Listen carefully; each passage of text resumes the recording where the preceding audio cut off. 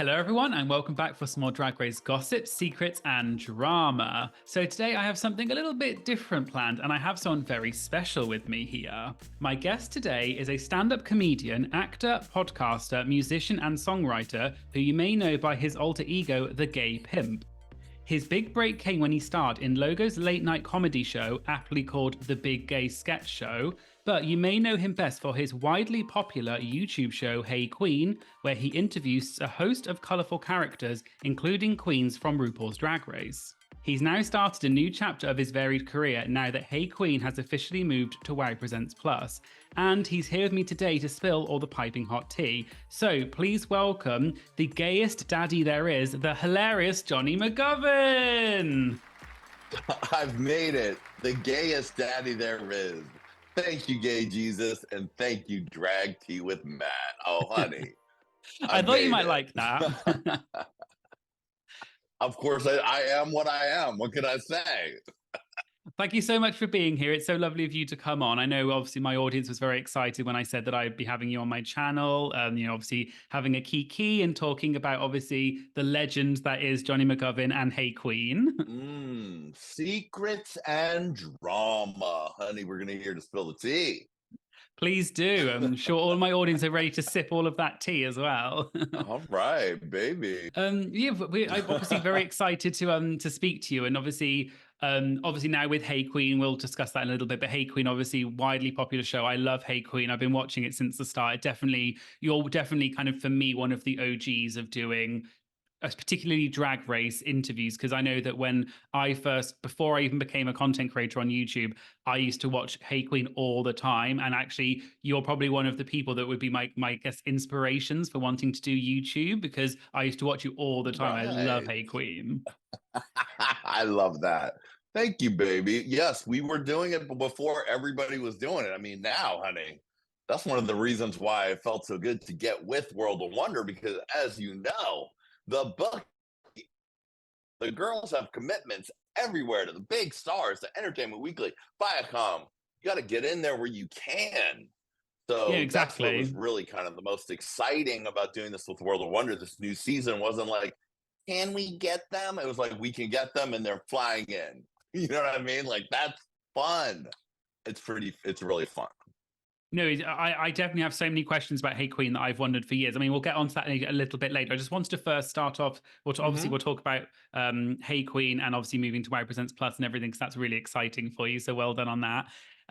But first, I just wanted to talk a little bit about. I kind of mentioned a little bit in my intro. So obviously, a lot of people will know you from Hey Qween, but you've also got this massively varied career from before that as well. You've got such a huge music catalog. You were on the Big Gay Sketch Show.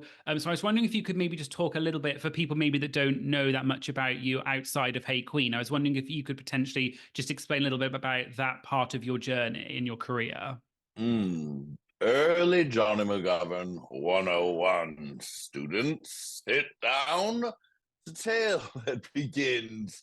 Look, I was an actor living in New York after being in acting school, and I started doing a lot of my own characters and performing sort of one-man shows all over the place in New York. And I ended up performing at a lot of cool places on the Lower East Side, meeting cool people. And I started doing a character called the Gay Pimp, which was kind of a reaction to what was going on in pop at that time, which was Eminem calling people a faggot and, kind of a homophobic vibe.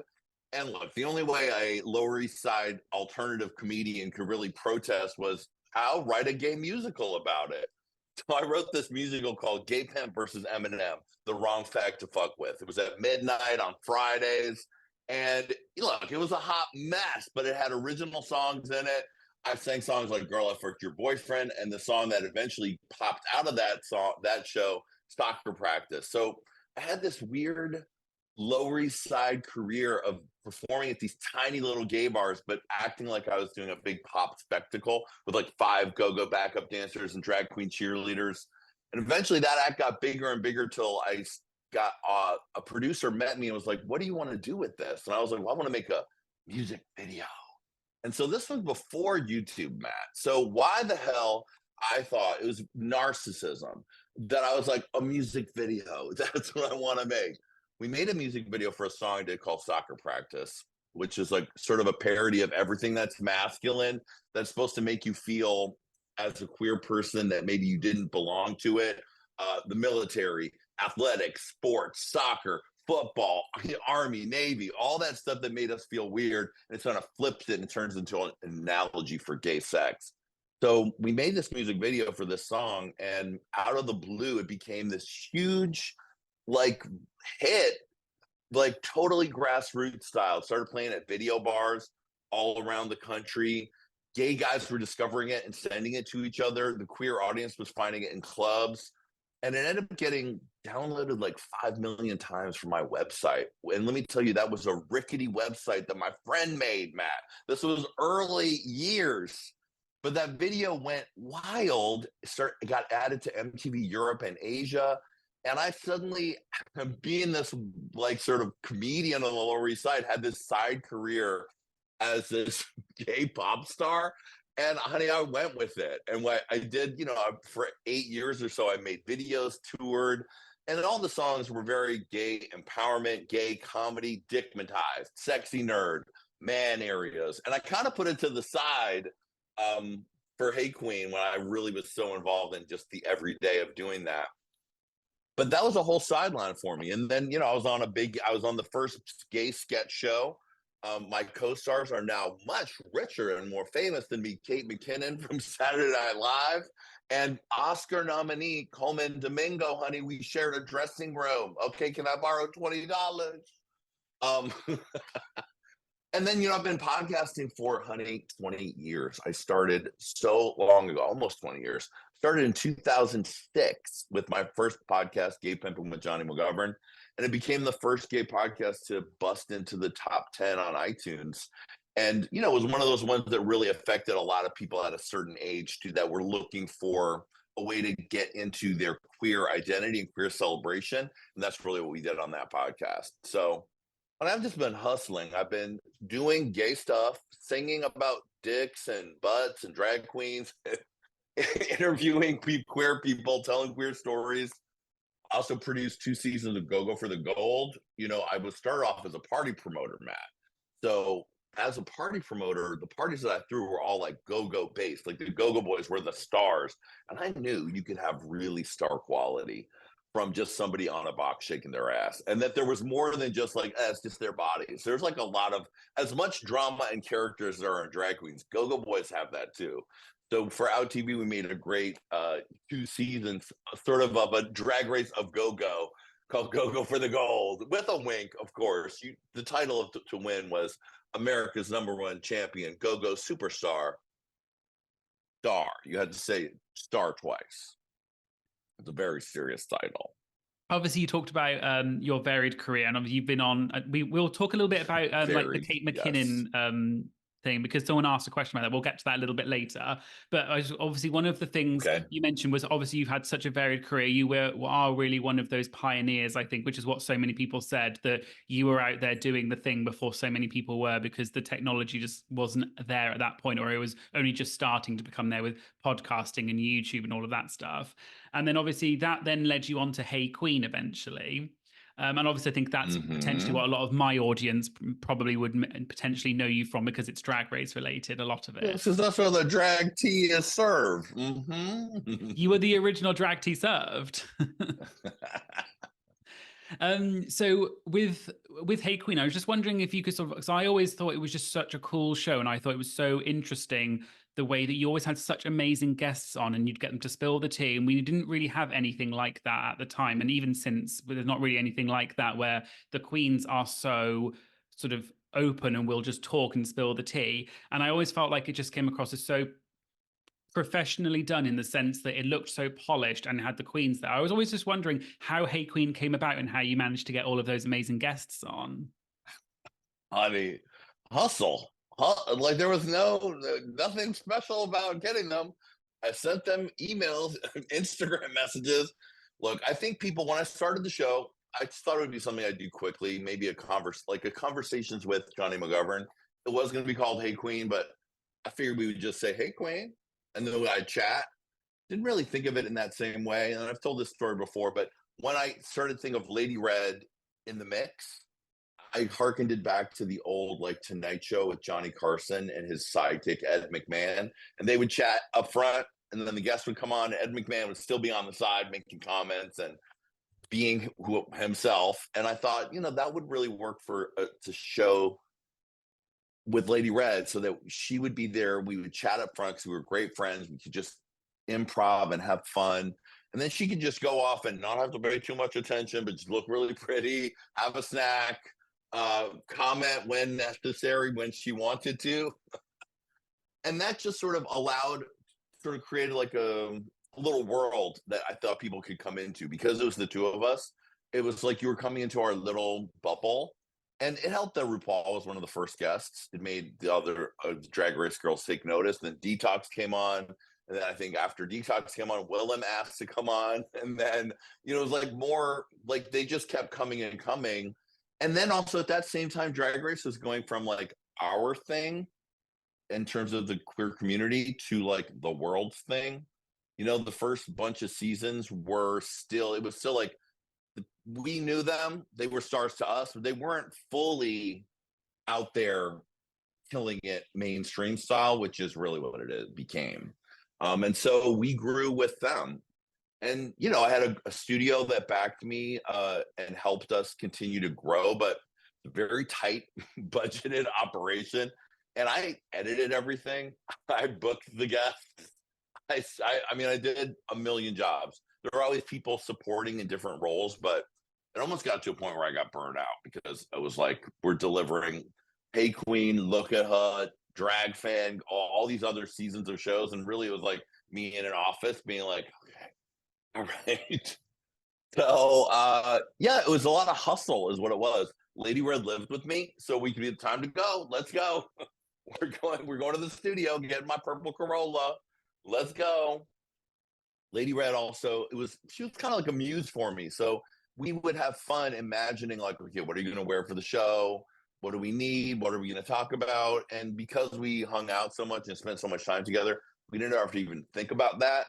Like we could, turn on a dime. And how it got done was just a lot of hard work. And I think the guests also kind of knew me from being in the music videos and the gay pimp. So it wasn't like I was an unknown entity. People kind of knew who I was, who had seen me maybe when they were teenagers or whatever.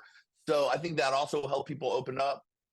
And also that I just wanted to I'm an artist talking to another artist, and I would find out as much as I could about them and just try to have a great conversation. I mean, spilling the tea just all happened by accident. That was just like getting people really comfortable and then they start to spill the tea. That's why we would film Hey Qween with them, and then we would film Look at Her right away after. By the time you got through Hey Qween, you were really ready. You were like, oh, I'm just on the couch, like chilling. Yes, let me tell you about the time that she got in a fight with Mimi on first, and they called it Pizzagate. You know what I mean? Like that's that kind of thing. That's why I think that worked that way. And look, the pressure to spill the tea on everyone from my end, from their end, it's a lot because everybody's the tea. We gotta get the tea. The tea. Did you hate? But did you fight? You know what I mean? Like the pressure on that can be a lot. So you just gotta like try to have fun, try to get new information out of someone. That's what I always want to know. Like, what don't we know? We saw you on the show, but like, what don't we know? Yeah, and I definitely think that's how it came across, that you were genuinely a fan of the show and that you really wanted to find out more about the Queens as artists, because they are artists at the end of the day. And what I thought was really fun was you definitely have a way of, you're so naturally charismatic and funny that it kind of, I guess, gets people relaxed and they're more likely to spill the tea and be themselves and not be like sort of someone who's on a camera, being all stiff and having to think about what they say. And I thought you brought that out in the Queens, and that's why I think so much of the show was so successful, and still is, obviously. On YouTube, I'm talking about before it moved over, because it was just so authentic. And also we all love a bit of tea. When like the Pizzagate thing you talked about, so many of those moments were iconic and they've just been talked about so much within the Drag Race world. Yeah, I mean, we definitely caught some shit where I was like, wow, all right. And nobody ever really called and said take that out. And if they did, we did. Um, but honestly, I can't even think of anybody coming in and saying, you can't put that in there. And I don't think that even happened ever once, I definitely cut out boring parts, but that that's what you do as an editor. You feel free to do that for me on this, Matt. No problem. Yeah, no, I edit myself when I do my videos, and I think, oh god, so I cut things out. So I'm well aware of that. I know that's the greatest power of being the host and the editor is because you can be like, no, I look stupid. Oh, what? That was a terrible angle. We are not using that. Well, let me crop this in. So in terms of Hey Qween, obviously I'd love to kind of get more into kind of the actual the episodes and the things that happened on it. So I was just wondering, obviously you've now moved over to Wow Presents Plus, and we'll talk about that in just a second. But in terms of the show when it was first on and on the YouTube era, I suppose if you want to call it, I was just wondering if you could potentially talk a little bit about one of your favorite moments from the show, or maybe a moment that really stood out to you. Like, was it RuPaul coming on because that was so validating, and Michelle, or is there another moment that really sticks out in your mind? I mean, look, RuPaul will probably always be like one of the ones where it's like, oh, because I was so into RuPaul as a teen. I was into Supermodel of the World. I was into Star Booty. I mean, the early Star Booty before Supermodel of the World even happened, because I did backwards research and was like, RuPaul articles. So that was a big deal. I feel like it's the shows where people who I grew up being into that really made an impression on me. Like we had Jackie Harry from 227, who, if you don't know, that was like a sitcom that was very big during the same era as Golden Girls. And it was Marla Gibbs and Jackie Harry. And so it's a show that was on when I was like 10 to 14 or something. So it was like, I loved that show. So having Jackie Harry on the show, and also getting, like, imagine the gossip you wanted to know when you were 13 getting at 35. You know what I mean? I was like, oh, she was a bitch? Really? Oh my gosh. Well, tell me about the fight you had with Marla Gibbs. Like, that was fun. So for me, that's even more interesting than the Drag Race stuff, which of course is interesting. But those are the personal highlights. Time Eureka broke the couch by accident when she was trying to sit next to Lady Red in a very tender moment. But didn't realize that baby Lady Red's seat was like a futon frame on like a trunk, because it had to be higher than the futon. So it was balanced for one person to be on it. It was not a car seat. And she came and she was like, Lady Red, I just want to, whoa, boom. And they both went flying. Yeah.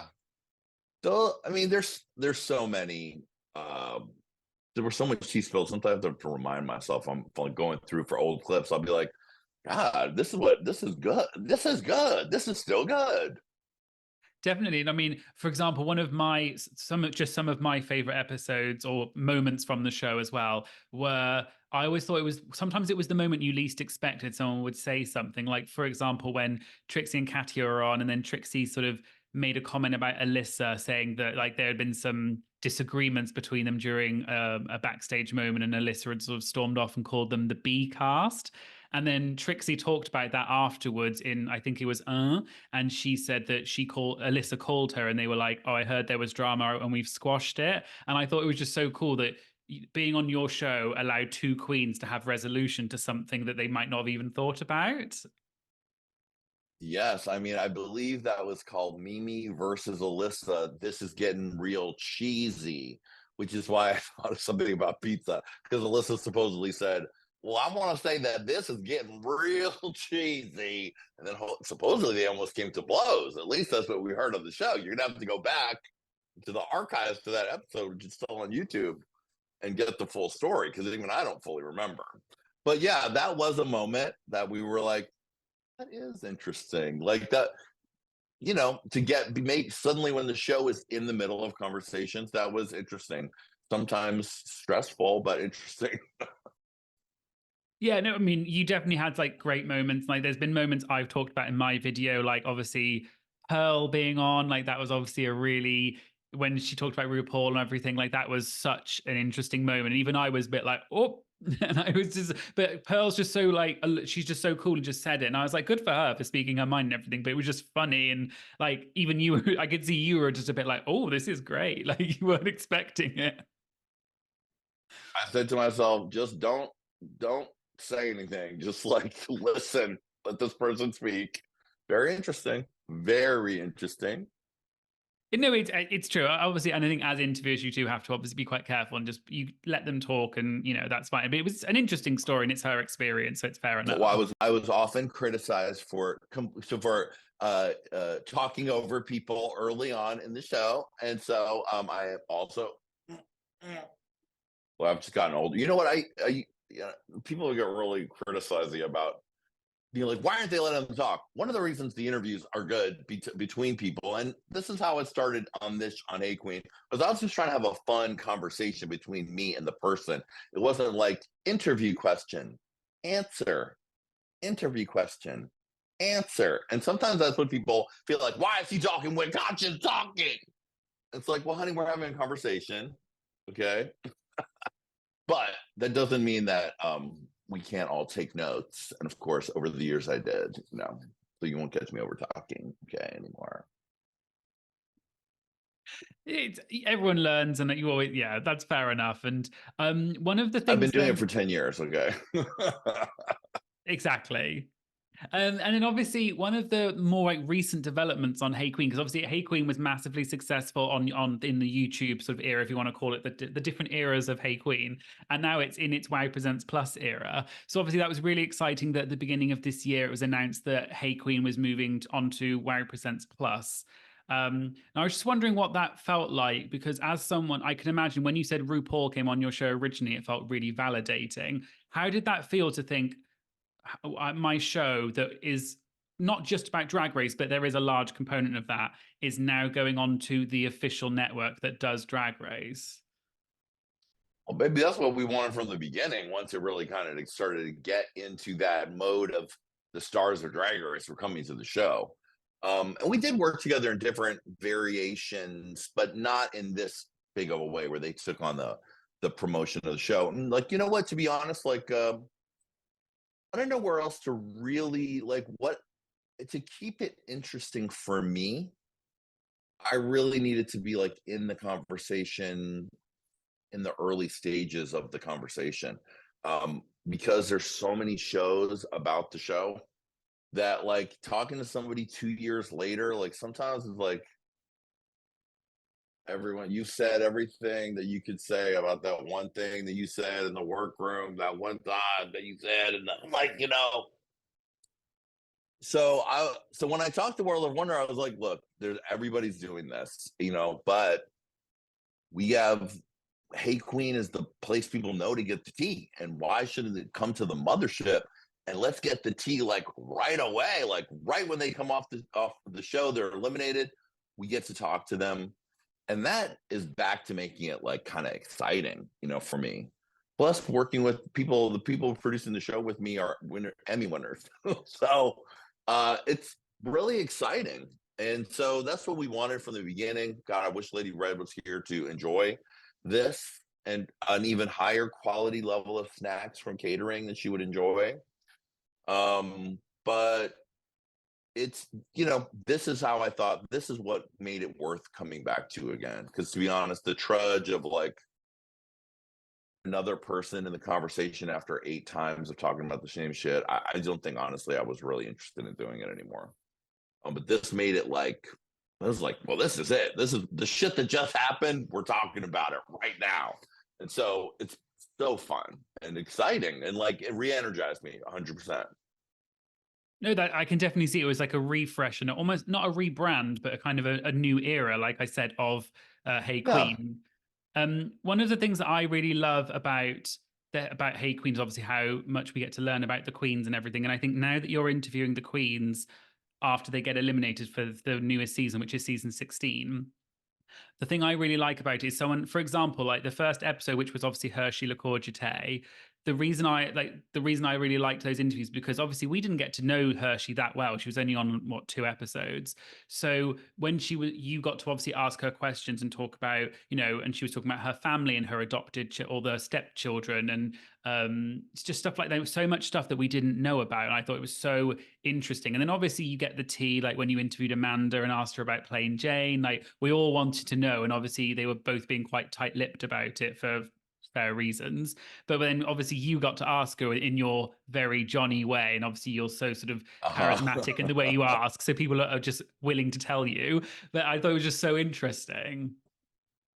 Yeah, you know what? Like that is it. I also want to be and have always wanted to be not a scary place for people to come. Like there was a time I think where girls would come on Hey Qween and be like, "All right, girl, what do you got? What do you got? Oh, I know you're going to show me my worst nightmare." And like that was never the process of doing the show. But with this one especially, since they've just been eliminated, I wanted to feel good. Everybody who gets on the fucking show is a winner. You've now have, you're at 100,000 at least on Instagram. Opportunities are open for you, even if you are only on one episode. So I like to make it feel good. And the more good you feel, the more you're likely to throw a zinger in or tell some real truth. And leave feeling great and being ready to also the audience is way more insane than it was when we started. They're more like vile, harsh, evil, adding. I mean, it's been bad for a while, but it continues to be bad as we saw when Hugh went off on people on X the other day. Even Safira, who seems to have like a run of perfection where they're only nice and they help everyone. She said she's getting terrible, stuff from people. So Hey Qween should feel like a nice, fun place to come for the girls. Yeah, and I definitely think you give that energy, because I guess also because it's on Wow Presents Plus, which obviously is effectively behind a paywall, not in a bad way, it just is. I guess that also means that you have to be very sort of a dedicated and big fan. Like I have Wow Presents Plus, that's how I watch Drag Race and everything. So that's how I watch Hey Qween. But also there's no comments as well. So I guess it kind of, you really have to be interested in the interview to watch it. So it really takes someone who's not going to be hateful, because anyone can put any opinion they want on Twitter or on YouTube or whatever. But I think it makes it a different experience, because it makes it feel a bit more like, yeah, this is something a bit more niche that people actually need to go on to physically watch it. So they're actually going to be fans of the show and not be horrible. Well, yeah, I mean, I don't know whether you're really a fan or not, that you're horrible or not, but I do think that it's less of a, yeah, you like you said, there's no comment section. You just got to see it and enjoy it. There it is. Enjoy. I don't miss the comment section at all. Goodbye, comment section. I know, I can understand. Goodbye. So many of you were so nice, but you know who I remember? The one person that was mean. Okay. I've done a Britney Spears blackout on anything about anyone's opinion on anything, to be honest, because um I spent there's a lot of times I Hey Qween was blowing up and I should have been really enjoying myself, but I think because we were such a small operation, I was also manning the YouTube channel, publishing the videos, monitoring the comments, doing the things. So it's just like when you're doing every job, you see when people tell you you suck, you're ugly, you're dumb, you just shut the fuck up so so should talk. 2 minutes is when it starts, when they stop talking, and the queen that we want to see comes on. That really gets to you in the brain. And it made what could have been more fun, less fun. And I'm not down with that anymore. So buy comments. See you on the Wow Presents Plus streaming service. $4.99 a month is a bargain for every iteration of Drag Race. I mean, there's lots of stuff on Wow Presents Plus. It's a very good offer. Not sponsored, by the way. I genuinely use Wow Presents No, Plus. yeah. So yeah, Honey, no, but they didn't give me a free account. I have my own account that I paid for. I've heard the Queen say that as well. So you made a very excellent point though about the comment section about hatred and stuff. It is, and especially if you're doing it on your own. I know personally for myself, because I obviously have my normal Drag Race channel, but I also have my interview channel, and I do all of that myself. And the fact that you have to read the comments in a way because it's your job, it can be very disheartening. So I'm sorry that you had that experience. I know from my own experience, I've had that as well. Don't they know you spent 3.5 hours transcribing everything that happened at Roscoe's, even the boring stuff? And then you slice it down to give them a quick update on the whole thing. That took a lot of work and time. Okay. Not doing no, you're just telling people what was said in public. I think people who don't know much about content creation, I think, and I'm sure maybe, I mean, I never left horrible comments, but before I did YouTube, I probably didn't realize how much effort goes in. You just watch a show like Hey Qween or like my channel, and you don't think about the fact that someone not only had to do all of the effort to get the show in the first place, but then all of the editing, all of the uploading, the description, the title, the thumbnails, like all of these little things you The don't even really fucking boring and annoying things that you have to do, and you got to make them good. Okay, you got to try to make them good. You got to talk nice, and you got to add all the links. Like this is a thing that has happened in the last 10 years, that everyone has to be a creator. I mean, like your barista probably has 1 million followers on TikTok. But it's just like it is what it is. But yeah, when you're doing all the shit, it's not like I'm in an ivory tower and like the servants are checking the comments. No, it's us making the shit, putting it up, doing the thing. So yeah, so I'm saying no to that in general. So that's it. That's fair enough. I'm sure I definitely can relate. I'm sure many other people can. Um, there were.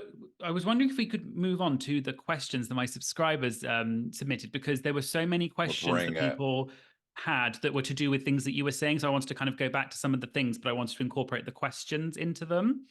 Um, Sounds good. so one of the big things I wanted that a lot of people asked about this, and I thought it was really important to mention, was they said, "Thanks for keeping Lady Red's memory alive, Jonny. I still can't believe she's gone. Can you share one of your fondest memories of Lady Red?" Um, Lady Red and I used to look. Lady Red was just like a person who was so magical and so much personality and so funny and so fun to be with. But she also had a lot of fucking struggles and a lot of difficult times, and some fucked up shit happened to her. And a lot of what I did, as well as being a friend, was also to be someone who was really trying to support her in many, many different ways. But and creatively, as well as like, when she was homeless, she came to live at my house. So we spent a lot of time together. And when things were rough, sometimes the schedule for Hey Qween, we'd be shooting 3 episodes in a fucking day, and she'll have worked at like as the security at a nightclub in WeHo the night before. And I always knew we could be going to the studio, and she'll have her glasses on and like a wig, and my car still has a little halo effect from where Lady Red and her wigs sat in my car for all those years. And I could put on these old gospel songs from a movie called Say Amen Somebody. And there were songs like The Storm is Passing Over. And she and I could get into just like these very soulful lady gospel songs, and they would lift both of our moods, because sometimes the grind of doing it and creating as much content as we were was really difficult. And we could always like connect and like feel good. And also, like, when we left, we were always ready to be like, let's get the fuck out of here. And that was something we could share. Let's get the fuck out of here, baby. We're shooting. Should we go home? Let's go home. What are we gonna do? Nothing. Oh my God, yes. We both were very enjoyed to be leisurely and not like stay at the club till however long in the morning. Be like, time for bed. Good night. See you tomorrow. So we just had a lot of great time. Also, writing songs for Lady Red and doing songs with Lady Red. There was a song we did. The first song we did together was a song called Rich White Woman, which is kind of subversive song where Lady Red talks about being a rich white woman with diamonds and rings and husbands. And it was a real fuck you to the audience type of song. You know what I mean? And recording that with her for the very first time, discovering what her voice was really like. In that song, she sounded a lot like the singer from Cameo. It was like, I'm a white woman, Yeah, just like tons of great memories. And luckily, a lot of them we have so many hours of podcasting and doing shows together that, that will always be there. On the Hey Qween Patreon, we have all of the episodes of a podcast that I did with her called So Real with Lady Red. And that there's like almost like 60 episodes of that. That's just me and Lady Red talking. And it's not about us, it's me facilitating Lady Red to tell us everything about whatever was in her heart and her thoughts. And for real deep Lady Red fans, those episodes are chef's kiss. Yeah, no, I knew her obviously mainly from Hey Qween, but she always just seemed so fun and cool, and I was obviously very saddened by her passing, and I really loved her on the show because she just came across as being, she had that, she always used to say hey children, like she just had this very calm, but you could tell there was a lot of personality there, and she was just so funny and charismatic. And I just loved, even if she didn't say anything, you would just like cut the cat, like move to her, and she would just like just give a look to the camera, and it was just like hysterical. Just even her facial expression alone said everything that words could say. And I thought she was such a fun co-host and like really was Mm. integral to the show. Yeah, I mean, it was the chaos of Lady Red that was like an extra spice in the show because Lady Red wasn't acting, honey. If she was bored, she was bored. If she thought you were being dumb, she was rolling her eyes. If she laughed, she was laughing. If she was hungry, she was having a snack. That was a special sparkle that only you can get from someone who is being 100% so real. No, definitely someone, so a very sad loss and everything. But I'm glad that her memory lives alive through your work and the things that you've still got. Like you've got so much footage, like you said, of the podcasts and the videos. Yeah. And she's on Really, the little candle with me on the desk, as always, right next to me on every show. So that's a nice little way have her remembered in every episode. no, definitely. I really loved that, and the candle is definitely like a lovely yeah, memory of her. One of the next questions was, you did sort of touch on this earlier. One of my patrons called Rochelle said, do you still have a relationship with Kate McKinnon? Because obviously you were both on the big gay sketch show in the early 2000s. I'm at her mansion right now filming from her filming room. No, girl, I think she changed her number after she got on Saturday Night Live. And I think the last message I sent, which went to the ether, was, "Girl, congrats on Saturday Night Live." That was it. So, I mean, congratulations to her. No bad blood. We were colleagues. We were friendly. She was nice. And now she's a very rich trans movie star, but I don't think I have her number. Well, that's fair enough. I guess at the end of the day, you're colleagues, and like you're not always necessarily going to be like always in touch with colleagues from many years ago, even if you were like good Yeah, friends at the exactly. time. But God bless, honey. I mean, she did that, and she was already. She look even when we did Big Gay Sketch Show, she was the writer's favorite. She was the producer's favorite. People just like gravitated to her, and she was a natural. She got that Big Gay Sketch Show job right like the summer she graduated from college, and she went to the open call and got on the show. So she was a star already. You know what I mean? No, she's extremely talented, funny, and like obviously she's now massive movie star and everything. So good for her. Obviously very Exactly. talented. Again, can I borrow $20? Um, so someone, this is maybe a slightly, it could be a slightly shady question, not towards you, but just slightly in general. Someone said, has there ever been a queen that refused to answer a question? And if so, who was it and what was the question? God, has anyone straight up refused to talk about something? I know this sounds like I'm being like a Pollyanna or something, but like I don't think so. Nobody said like, I won't talk about that. People have given answers that go around the question a little bit. Nobody's been like, no, no. Has there ever You been, know, I think a lot of people, sorry to interrupt, but I'm just wondering, has anyone, was there ever, I guess, I think a lot of people maybe don't know that much about like interviewing queens. They always think there's some sort of like magical formula or like lots of backstage conversations. And obviously it's often not like that. You just literally DM them on Instagram and you get an interview.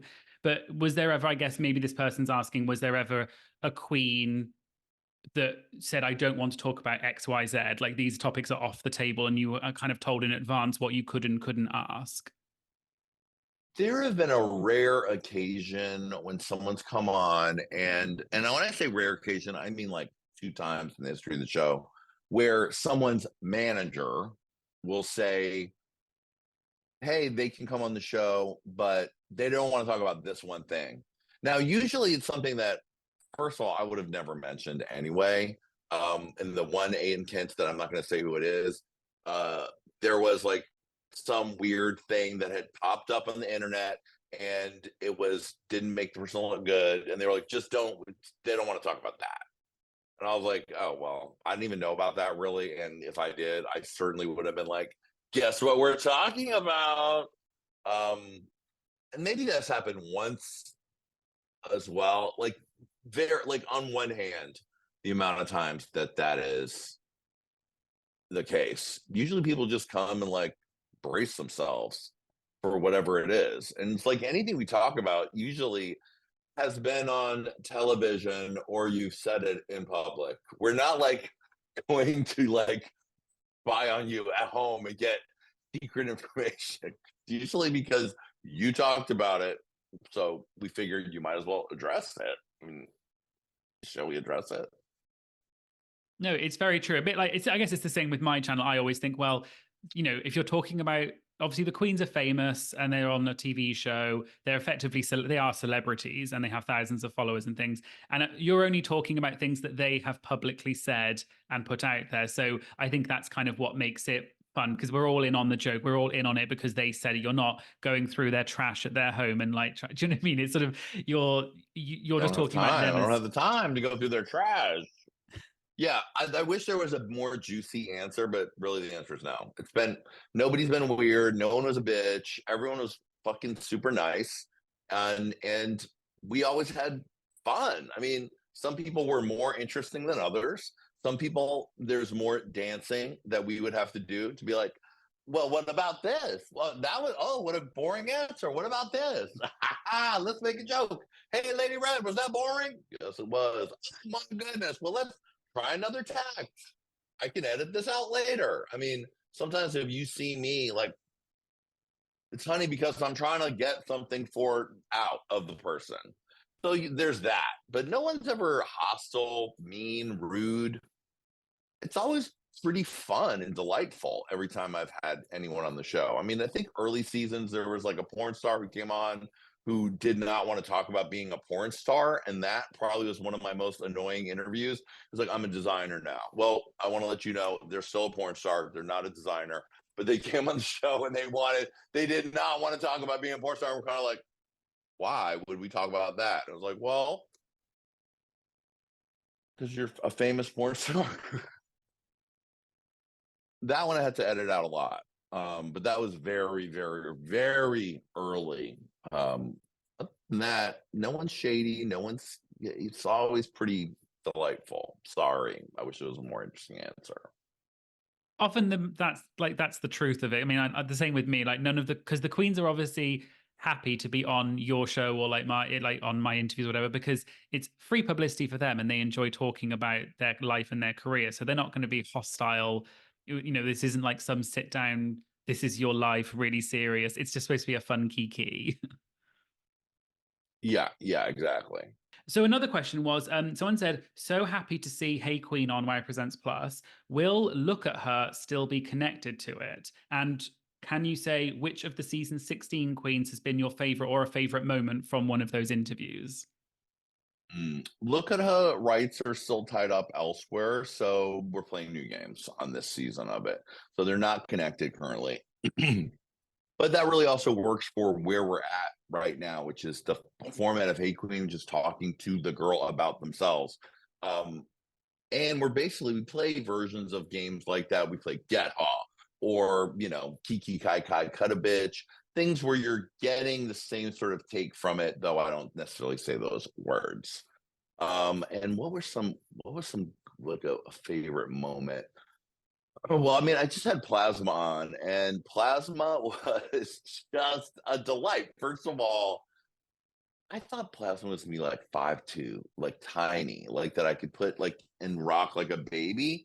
She arrived, and though she was in some high platforms, we were the same height. And I was like, "Well, you're actually kind of like a tall person in real life," which I just did not. I didn't think that. And then the energy was hilarious. And it's always good when someone's leaving and they having felt good about what they did. And what they're also, I thought it was very smart of her to make these really high quality videos like that Don't Wait Rain on My Parade and the Bloody Mary. Like, that's how you do it, baby. That is how you do it. There's this opportunity is right here for you. Do the work before everything comes out so that you can really serve it and then you feel good. And so that type of queen especially is ready to zing, give some zingers. So her version, we played a game with her called Don't Rain on My Parade, or no, Do Rain on My Parade. So we'd be like, rain on her parade, playing Jane, rain on her parade, Maya, you know what I mean? And that type of queen who's in a good spot is ready to give a little spice. And that's what we got. It's pretty fun. Yeah, Plasma. No, she's so fun. I think she was fun on the show, but even off the show, like her appearance on there, but also like I obviously saw when I saw the Roscoe's video, she was even bigger personality than we maybe saw on the show, and she was just so naturally funny, really quick. The Don't Rain on My Parade and now the Bloody Mary. So, like you said, it's such a cool branding thing, and the fact that she must have spent some budget on that because those videos looked so good and really cool, and it's such a cool idea. Right. I had to ask her, I said, where the fuck did you get a fucking tugboat, bitch? Where did you get a tugboat? You're gonna have to watch the episode to find out where that fucking tugboat came from. Available on My Presents Plus. Ding. So another question was, what queen surprised you the most, either for a good reason or a bad reason? Just in general, Yeah, I guess. in the whole life of the show, who surprised me for a good or bad reason? Okay.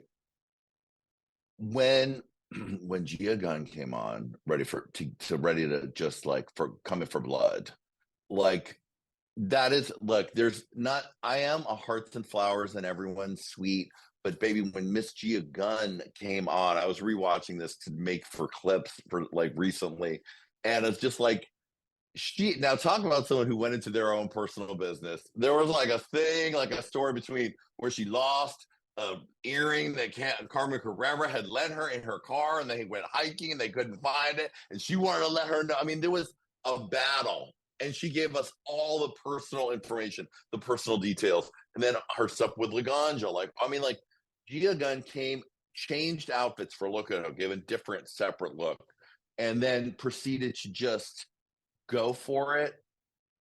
And also at the same time, not only be harsh, but also then completely go back, take complete blame for things, apologize, do it again. Like, I mean, it was like we gave you the fucking gamut. If you want to see an episode of Look At It where someone does a chef's kiss way to keep the audience 1,000,000% engaged, Gia Gunn's, I think, second appearance on the show, that Look At Her, I'm well, I'm dead. I mean, it was really good, really good. Gia Gunn is ultimate entertainment. Yeah, when I was watching, she would just say things, and I mean, good for her. Like she obviously that's how she felt, and like she's excellent I television, I regardless of love what you Gia think of Gunn. her. I love Gia Gunn. She's fun. She's problematic. She's a delight. And more content, please, Gia. Love it. No, Gia is excellent television. Like regardless of what you think about her, and obviously like on and off the show, but excellent television, and she's always going to give you some entertainment. Also, like sometimes, like when someone's personality is so magnetic in person, that's something that really strikes me when I'm like, oof, wow, this person is like Coco Montrese, honey. When Coco Montrese is talking to you, like, wow, she's electric. You know who I felt like immediately? I was like, oh my God, this person is the coolest. Kimora Black was someone who I left the interview being like, what a fucking cool bitch. Like funny, sexy, never saw her again, honey. But I mean, like, God, I remember leaving being like, ah. And when Tsunami came on this season, she was a New York queen, up in that New York club scene, ballroom scene. That's kind of in the universe that I came up in New York, throwing parties. So we had a lot of mind meld. And so that was another one where I was like, ooh, it's funny. This person is just so magnetic. Wow. So I love when that happens. When you really get to feel the star power. And of course, like when RuPaul comes by, you get the sunshine and you just gotta soak it up. You're in the RuPaul sunshine. Don't expect it. Don't. You may never have it again. Just enjoy yourself. No, I can only imagine like that. Sometimes people also have a magnetism in person that doesn't always necessarily come across on camera, but because it's there in person, it obviously then affects and it's something you almost can't put into words. Like you can't bottle someone's magnetism. It's just something they have, So Yeah.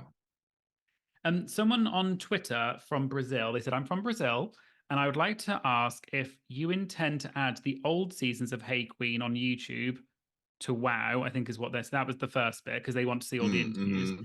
And they also said they've been a stan of yours since Dickmatized, which, by the way, is my favorite of your songs. And they said that Thank you you. also you also introduced Miles Davis Moody to the world, who's obviously on the pit crew. You're welcome, everybody. A stunner. Well, I mean, like, would I love all of Hey Qween, the whole archive, to be in one beautiful, gorgeous place? Yes, I would. Is that the case currently? No, you can still find it on YouTube, and all the archives are there if you want to watch. The early seasons are only available on our Patreon, and then from I think season 4 up, when the show really started to look its best, those are all there on YouTube still for you to enjoy. And we're actually going to be starting to release full, because when you got to make content on YouTube, they tell you things like your 50-minute interview, and you must know this. They'll be like, of your 50-minute interview, people watched 7 minutes. And so you got into a thing where you are now breaking up the content into 3 10-minute sections or whatever, 15-minute sections, so that each video has a higher amount of engagement, so you can make your 1/4, 1/8, 100th of a penny for your 1 second. But that did mean, especially now that people are watching it on streaming, I wanted to be able to put back some of the Hey Qween greatest hits in full on YouTube. So we started with Valentina. It's not one part, no big breaks. You can watch the whole thing. So if you're streaming it at home, you can do that. I'm going to put up the Detox and Vicky episodes, which are huge classics. And then I'm just going to pick some of my personal favorites and start curating them in full on YouTube, so that people can discover them. And also, if you only now are used to seeing the clip or the little thing, you can really get in. Because honey, I'm watching some of the old shit and I'm like, this was wild. This was wild. No, sometimes you don't realize things until you look back on it, and then you think, "Oh, that was wild," and I didn't even think about it at the time. Yeah, that early seasons of Hey Qween, we were in this building where you had to take this big industrial elevator with the gate to come up, and then after the show or before the show, the guests would smoke cigarettes or smoke weed on the roof, and we would, it was a vibe. Like, it was this big loft studio, so you got, our executive producer was like giving you the Costco snacks. We were budget conscious, but we still had snacks. It was a vibe, and Lady Red and I were coming from my house every day in my purple Corolla, where her wig sometimes didn't fit in the car. You know what I mean? Like, it was a really special and fun time, but also a lot of work, and again, a moment in which it would have been nice to slow down to enjoy a little more of it, but it is what it is. No, I can definitely appreciate that. So I was thinking, for the sort of the final question, one thing I wanted to ask, I guess, for myself as well, is with it now being on Wow Presents Plus, where do you see the show developing in this kind of new era of the show? Because obviously you've said it is quite different. You're very glad that it's on Wow Presents Plus. There's no comments, and it's very much more kind of, you're getting direct access to the queens that you wouldn't have done otherwise as soon as they're eliminated from the show, like the week they were eliminated. I was just wondering how you see the show developing. I mean, look, this format that we're doing right now is obviously very specific to season 16, but as you'll see, we have some surprises coming up later in the season. So I think that opens up, not opens up, but shows that, look, Hey Qween can be a portal to talk to anybody in that sort of wow World of Wonder universe. I mean, the stars of all the things of Drag Race, all the movies. I mean, queer stories, there's always a great place. There's never an end for a place to tell our queer stories.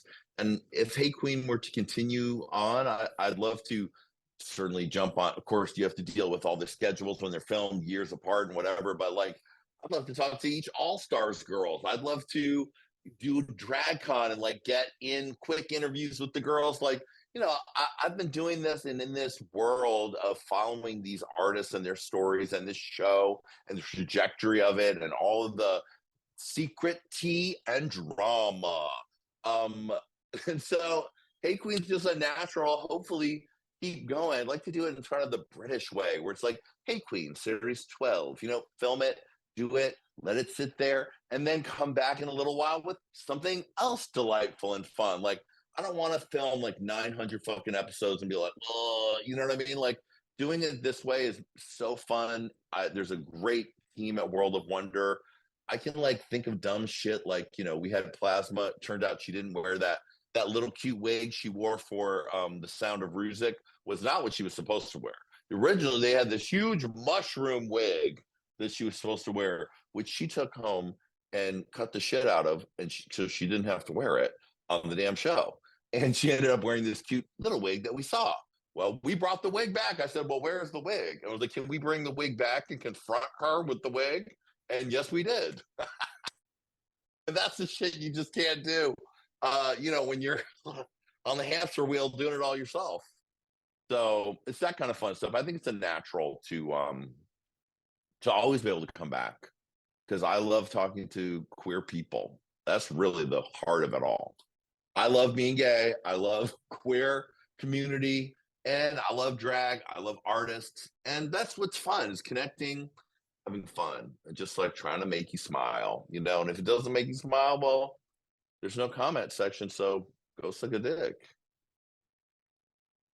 No, definitely. I feel like it's definitely a new era of the show. The fact that you've got like direct access to the queens is so cool. And I think in general, like, I can say for myself, like, thank you so much for all of the stuff that you did, like for Hey Qween and your career and all of that, because I think you really did open the door for there's so many other YouTube creators like myself, and there's others that came way before me that did like drag queen interviews and stuff. And I definitely think you opened the door to a lot of that stuff.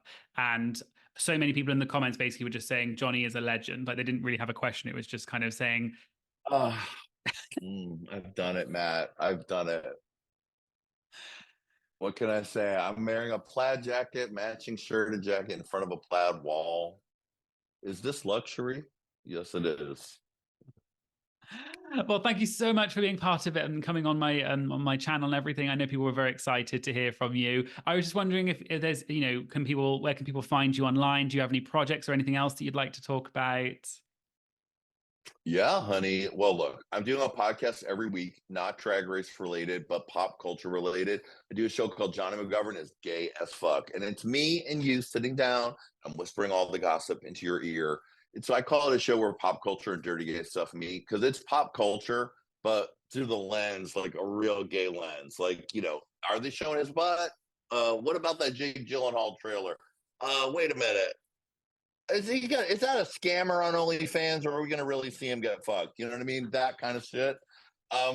That's meant for our ears.